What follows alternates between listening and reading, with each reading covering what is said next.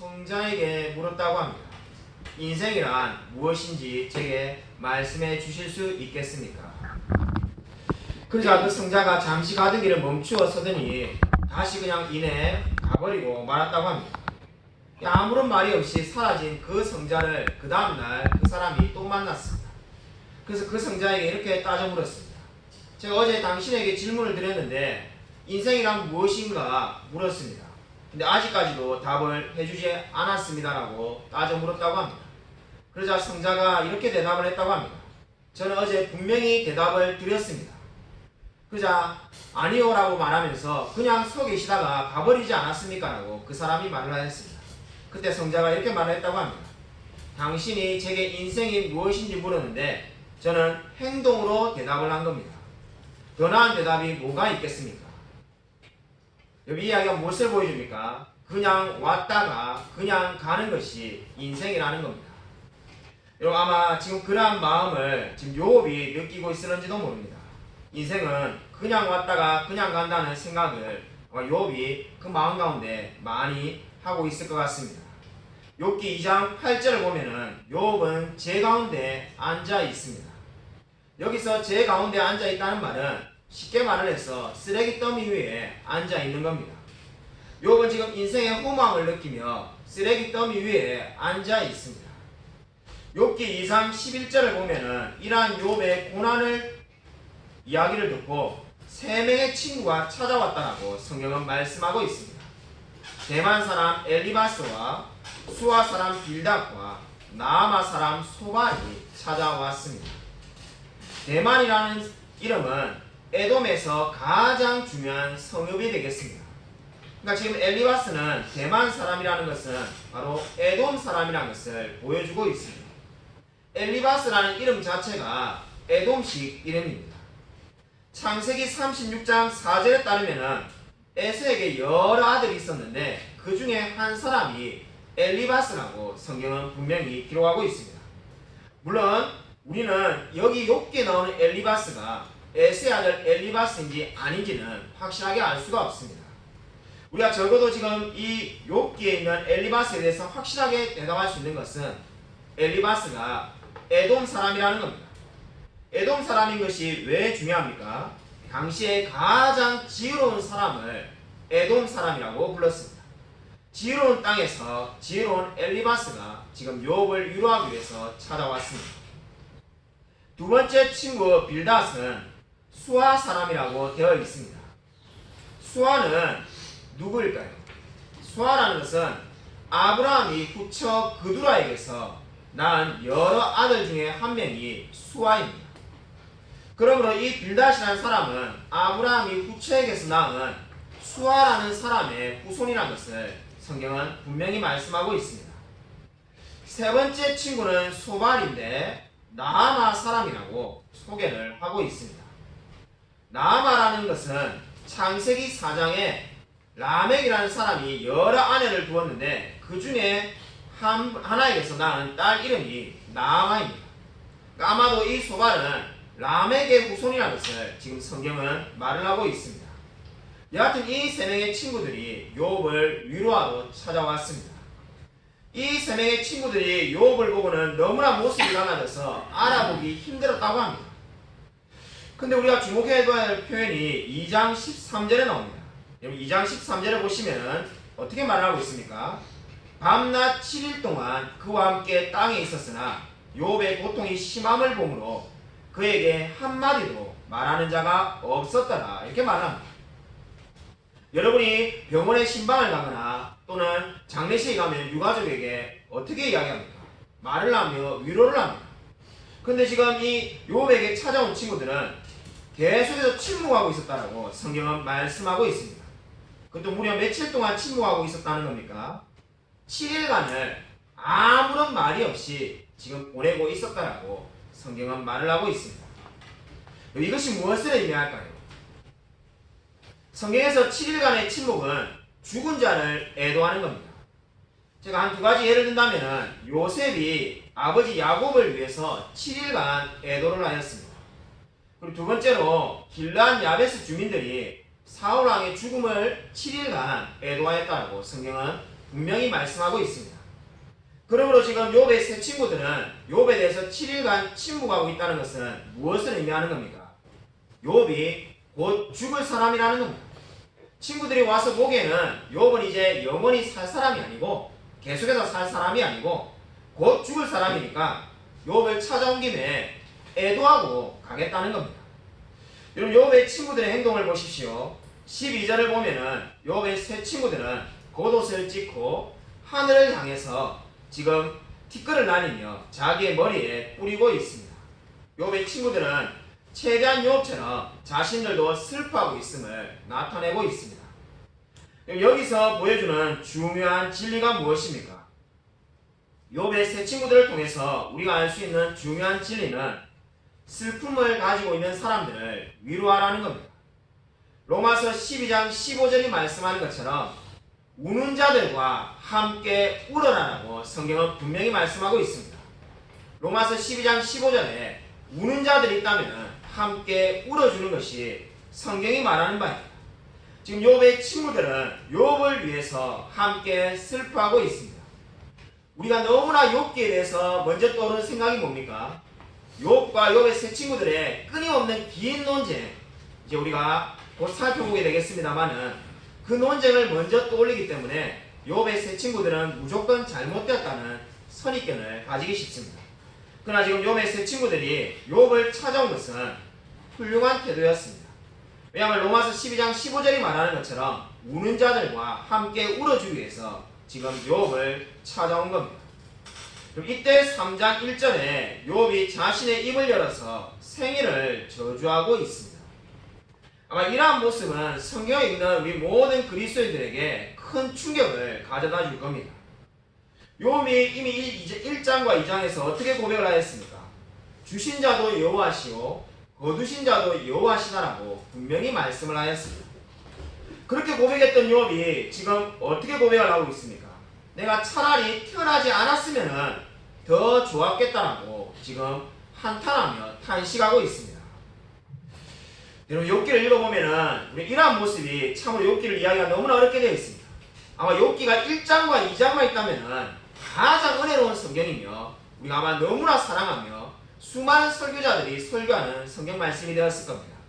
근데 욥기가 어렵다라고 느끼는 이유는 바로 이 3장의 욥의 모습을 어떻게 우리가 이해해야 될까? 욥의 이러한 모습은 욥이 신적인 존재가 아닌 저와 여러분과 같은 성정이 같은 사람임을 보여주고 있습니다.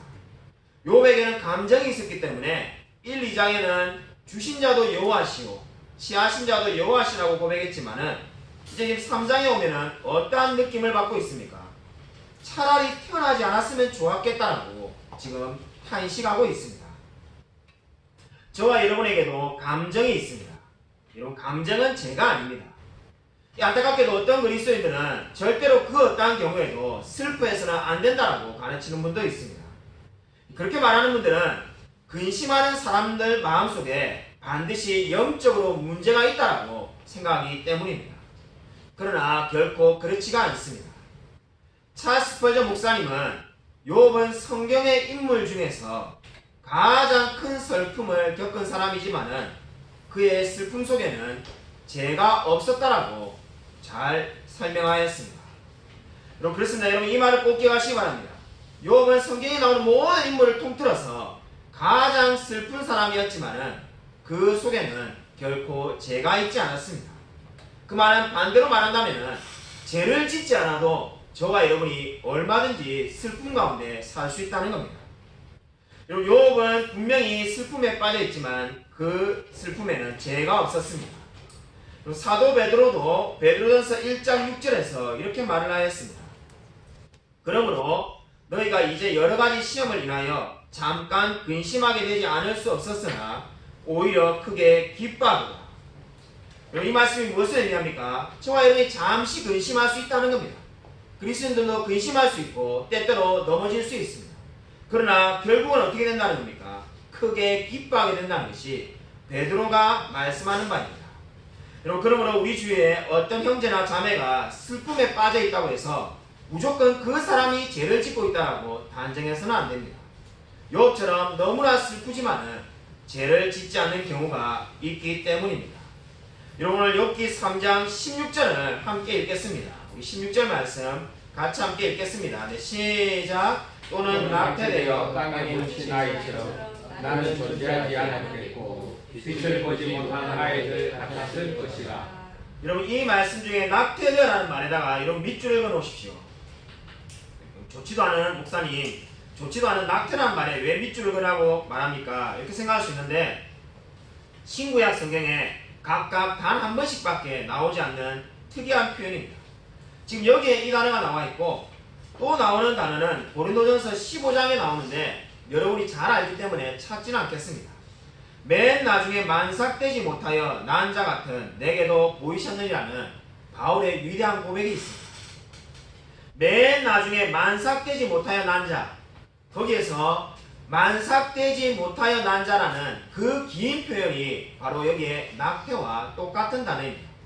원어를 보면은 에크트로마라는 단어인데 바로 이 단어를 바울은 자신의 겸손함을 나타내기 위해서 만삭되지 못하여 난 자와 같다라고 자신을 표현하였습니다.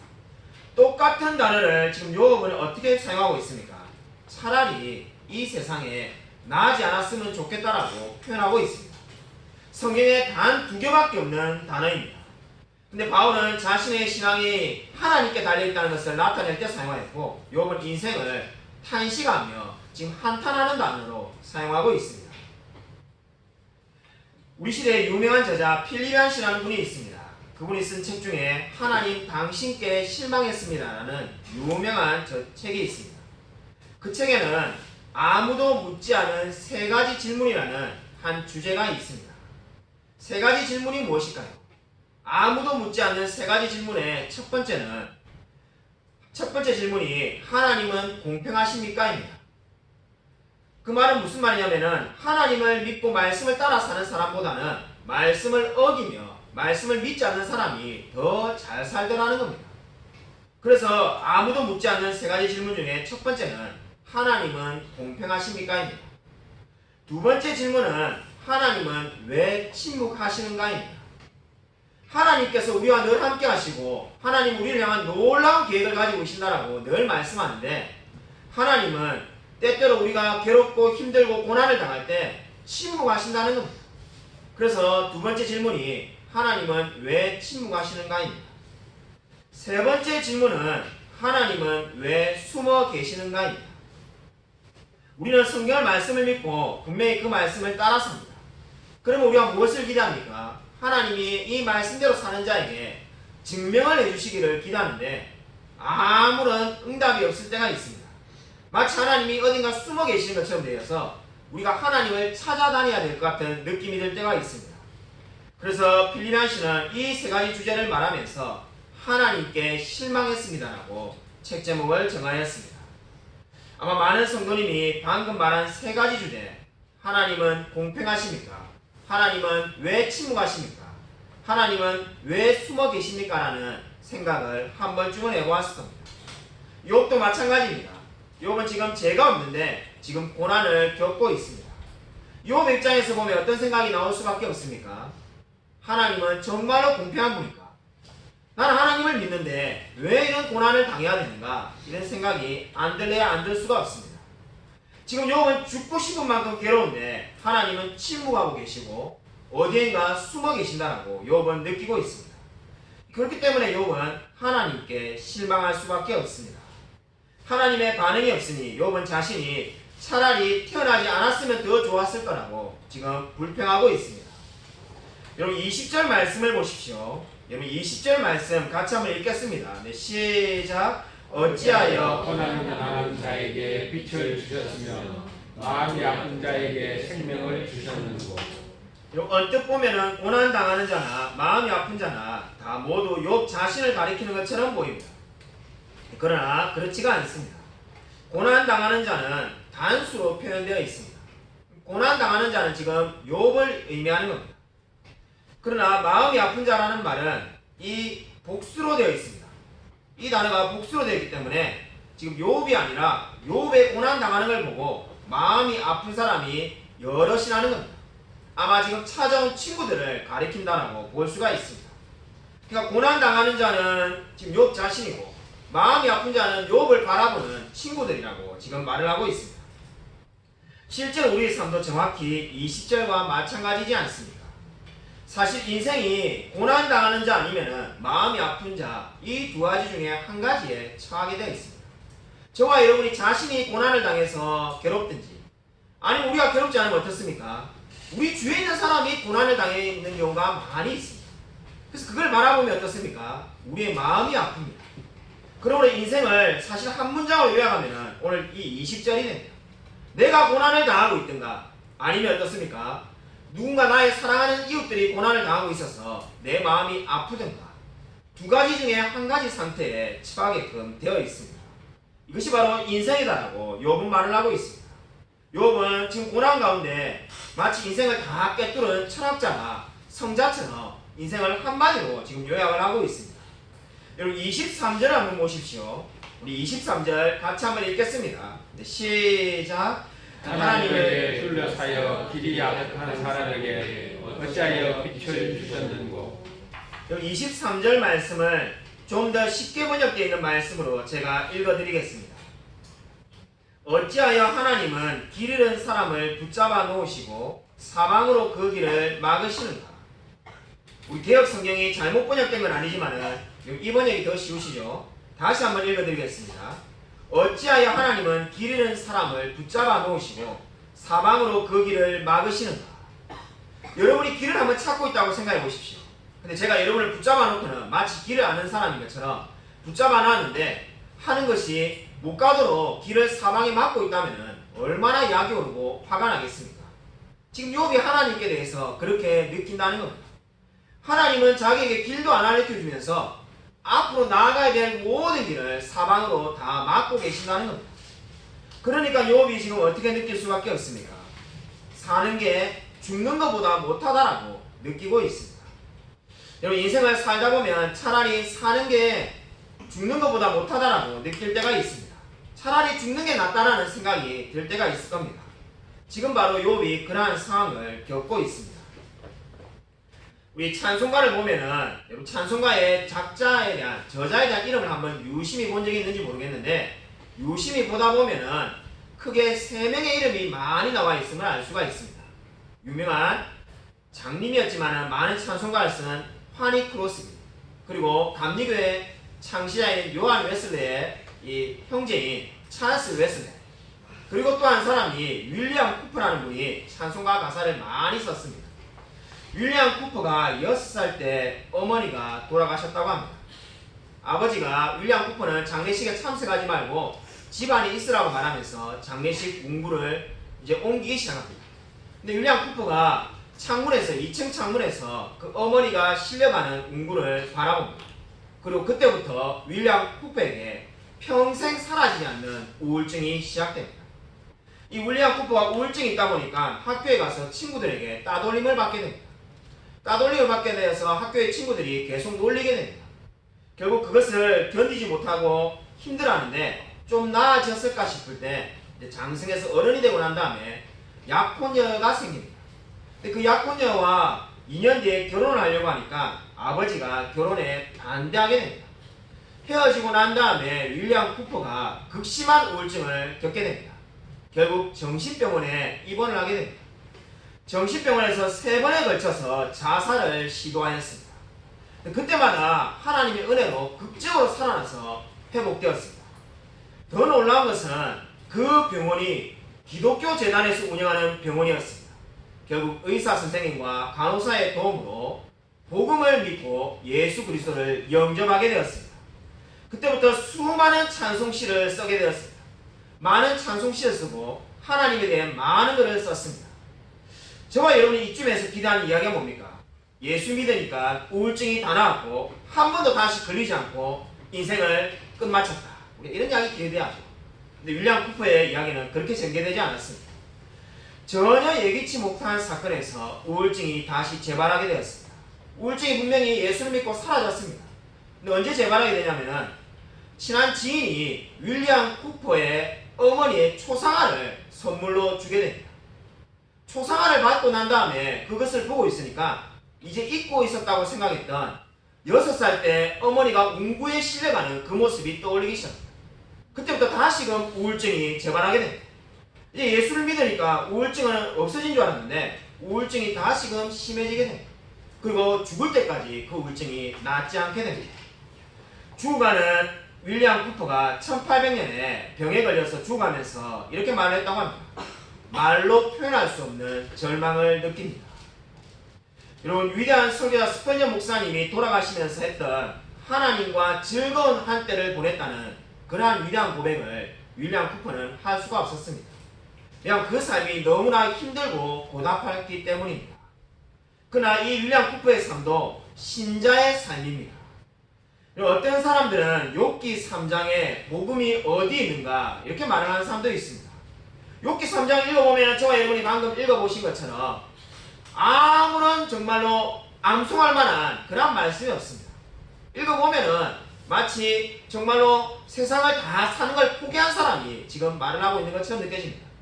여기에는 고난을 이기는 마음도 없고 질병을 이기는 것도 없고 정말 죽음을 이기는 그런 승리하는 기독교의 모습은 하나도 찾아볼 수가 없습니다. 그렇기 때문에 어떤 분들은 이 욥기 3장을 거의 설교하지 않는 분도 있습니다. 그러나 저와 여러분에게 분명히 이 말씀이 주어졌다는 것을 기억하십시오. 성경은 하나도 필요 없어서 저와 여러분에게 주어진 것은 없습니다. 모든 말씀이 저와 여러분에게 필요하기 때문에 주어진 겁니다. 그럼 저도 목회를 하면서 우울증에 걸렸다가 나은 분도 만났고, 심지어 제가 얼마 전에 설교했지만은 췌장암 말기지만은 그 췌장암이 다 낫게 되는 기적을 체험한 분도 만났습니다. 그분이 지금도 건강하게 병원 운영하며 췌장암이 하나도 없이 잘 살고 있습니다.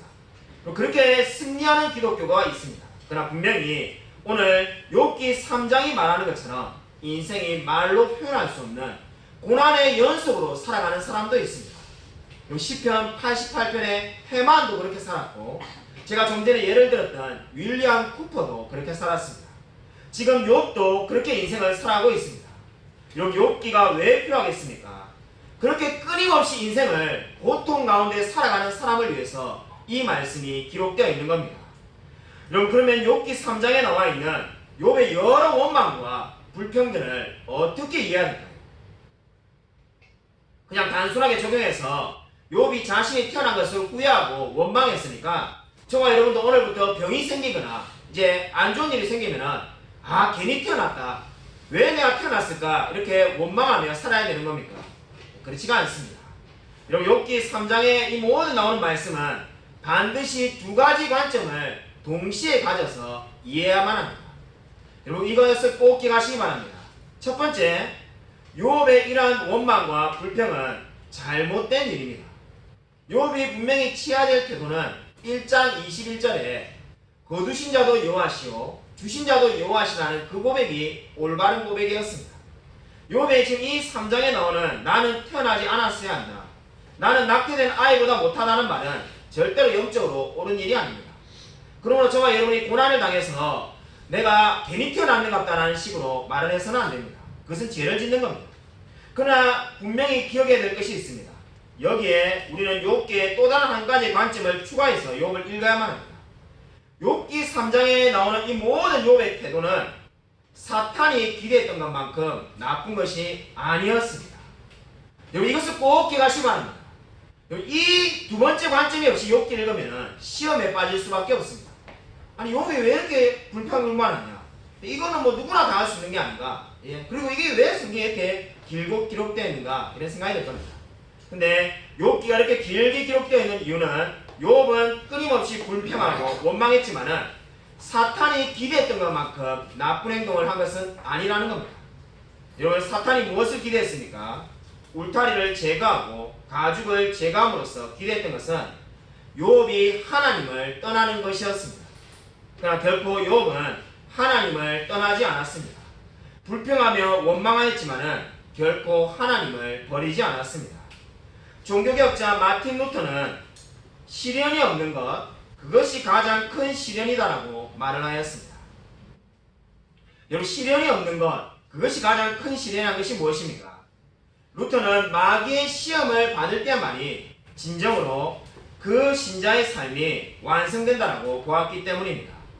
하나님을 그 고난 가운데서 신뢰해 본 적이 없는 사람은 결코 이 말씀의 위대함을 알 수가 없다는 것이 루트가 말하는 위대한 진리였습니다. 여러분의 삶에 시련과 고난이 있습니까? 그것이 여러분이 진정한 그리스도인이라는 증거입니다. 진정한 그리스도의 삶은 아무 일도 없는 것이 아니라 그 수많은 고난과 마귀의 유혹 가운데서도 견뎌내며 인내하며 하나님이 살아계심을 증거하는 삶입니다. 이것이 진정으로 기독교인 것입니다. 여러분, 기독교는 절대로 이론의 종교가 아닙니다. 그냥 우리가 머릿속으로 열심히 공부하고 교리를 공부하고 소유리문답 암송하는 것이 기독교가 아닙니다. 기독교는 말씀을 그대로 살아내며 직접 하나님을 만나며 체험하는 종교입니다. 바로 오늘 유업처럼 우리가 믿고 있는 바가 삶에서 확증되어지며 확인되어지며 인내하는 삶을 살아가는 것이 기독교인 것입니다. 여러분, 지금 무엇으로 인해서 인내하며 진리를 경험하며 살아가고 있습니까? 자, 최근에 책을 한 권 읽었는데 강원대학교 지질학과 이진용 교수님이라는 분이 쓴 지질학에서 하나님을 만나다는 책을 읽게 되었습니다. 제가 세미나에 지지난주에 갔을 때 그 기독교 문서선교에 일하는 직원분이 우리 합신의 후배 분이셨는데 우리 교회 홈페이지에 와서 제가 책만 읽는다는 걸 아시고 이 책 안 읽었으면 꼭 읽어봐라고 하나 추천해 주셔서 제가 그 책을 하나 사봤는데 크게 은혜를 받았습니다. 그 책의 저자는 이진용 교수님이라는 분인데 서울대를 나왔고 지질학 교수로 지금도 교수님으로 계십니다. 논문이 무려 230편이나 지질학에 대해서 쓰셨다고 합니다. 평생을 무신론자로 살았는데 2017년 8월에 갑자기 죽음의 공포가 몰려왔다고 합니다. 암에 걸린 것도 아니고 건강하게 잘 살고 있는데 갑자기 죽으면 어떻게 되지? 이런 생각이 확 찾아왔다고 합니다. 자신이 처음에는 철학과 교수다인데 왜 내가 자꾸 죽음을 생각할까? 병원에 검진해도 아무 이상이 없는데 자꾸 죽으면 어떻게 될까 하는 생각이 들면서 어쩔 줄을 몰랐다고 합니다. 근데 두려워가지고 9층에 사시는데 자꾸 뛰어내버리고 싶은 마음이 들어서 여름에도 문을 다 잠그고 있었다고 합니다. 그런데도 자꾸 죽음의 공포가 되니까 이거 어떻게 하지? 이거 어떻게 하나 이런 생각이 들어서 그러면 죽음에 대해서 좀 알아보자 해서 불교, 기독교, 종교를 유튜브로 다 검색해서 강의를 듣기 시작했다고 합니다. 죽음에 대한 강의를 다 듣다가 기독교에 대한 강의를 듣을 때 제사슨 사망이요 하나님의 은사는 우리 주 그리스도 안에 있는 은사인이라는 영생인이라는 그 말씀을 듣게 되었다고 합니다. 로마서 6장 23절의 말씀을 유튜브로 듣는데 마음에 큰 충격을 받고 전율이 나게 되었다고 합니다. 그때부터 유튜브로 성경을 계속 성경 말씀만 찾아서 들었다고 합니다. 듣다가 하나님을 만난 겁니다. 예수 그리스도를 영접하고는 그 다음 주에 자기 발로 직접 걸어서 집 근처에 있는 교회에 등록하고 교회를 다니게 되었습니다. 목사님이 어떻게 해서 교회를 나오게 됐냐고 하니까 이 모든 과정을 이야기를 한 겁니다. 목사님도 놀라고 수많은 성도들이 놀랐다고 합니다. 그렇게 춘천에 있는 교회에 등록을 한 다음에 자신이 가장 사랑하는 아들, 중학교 2학년이 된 아들에게 다음 주부터 나랑 같이 교회에 가자라고 말을 했다고 합니다. 그렇게 말을 하자 그 중2 된 아들이 이렇게 대답했다고 합니다. 아빠, 나 중2야. 이 말이 무슨 뜻이냐면은 중학교 2학년 정도 되면은 하나님이 살아있다는 말은 뻥인 거를 다 안다는 겁니다. 굳이 그런 이야기 하지 않아도 다 아는데 내가 바보냐는 거야. 왜 그게 끌려갈 이유가 뭐가 있냐? 하나님이 어디 있냐? 이래 말합니다. 근데 가만히 생각해보니까 그 말이 평소에 자기가 늘 하나님 같은 거 없다라고 늘 아이에게 말한 말을 자기가 듣는 거죠. 그러니까 곰곰이 이진용 교수님이 생각해보니까 아 맞아, 내가 이 중학교 2학년도 안 믿는 하나님을 내가 정말 서울대 나오고 지질학교 교수로 늘 무신론에 대한 글을 많이 읽고 이랬는데 내가 어떻게 예수를 믿게 되었을까? 생각해보니까 이게 기적이라 은혜야. 누군가 전도한 것도 아닌데 정말로 하나님을 이렇게 만나게 된 것이 은혜구나 이런 생각이 들었다는 겁니다. 그래서 내가 이제 주님을 위해 살아야겠다는 생각이 들어서 그 다음날 출근하자마자 이 강원대의 석박사 과정에 있는 자신의 제자들을 다 불러놓고는 한 명씩 자기가 잘못한 것들을 용서해달라고 구했다고 합니다. 내가 예를 들면 지지난달에 너에게 막말을 한 거, 그리고 편애한 거, 너에게 공평하게 대하지 않은 거, 일부러 학점을 자꾸해 준 거, 이 모든 것을 잘못했다면서 한 사람 한 사람에게 다 따랐다고 용서를 구했다고 합니다. 그 모습을 보던 박사과정에 있는 한 학생이 도대체 어떻게 이렇게 변하게 되었냐고 그렇게 물었다고 합니다. 자기들이 생각할 때 고집장이 자기밖에 모르는 이 교수님이 이렇게 낮아질 수가 없는데 어떻게 이렇게 바뀌었냐고 말할 때 예수를 믿고 변화되었다고 말을 했다고 합니다. 그러자 그 학생이 그러면 저도 오늘부터 교회 다니겠습니다. 이렇게 말을 했다고 합니다. 그래서 진짜 지금도 그 두 분이 함께 교회를 다니고 있다고 합니다.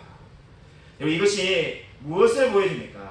이 이야기는 하나님은 지금도 살아계신다는 것을 보여주고 있습니다.